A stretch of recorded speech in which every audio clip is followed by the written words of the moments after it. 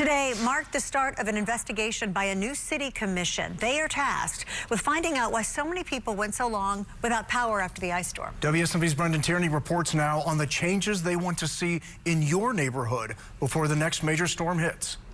We did not meet the expectations of our customers through this storm. NES leaders are now having to answer questions from a special commission investigating the winter storm response. Before there can be any accountability, we have to have a really good understanding of what happened. How money is appropriated in NES and how money is being spent, and is that money being spent wisely? The commission is made up of elected officials and community members who want to figure out why it took 2 weeks for people to get their power back. It's chaired by former Governor and Mayor Phil Bredesen, who was in office when the historic 1994 ice storm hit Nashville. It's not a witch hunt. It's not trying to find who's to blame for this or the other, but just say, look, we're all human. We all make mistakes in these things. What were they? What can we learn from it? How can we prevent it in the future? At this first meeting, the commission heard from NES, emergency management officials, and NDOT about how they handled the ice storm. While it may have been 30 years, this won't be the last time, so we need to be better prepared for the next time.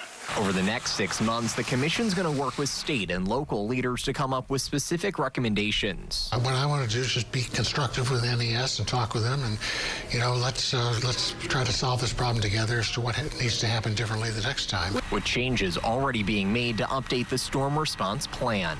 In Nashville, Brendan Tierney, WSMV4. Well, this week the NES board is going to meet to talk about the storm response. That meeting is Wednesday at 8 a.m. We're going to be there, and we'll tell you what happens.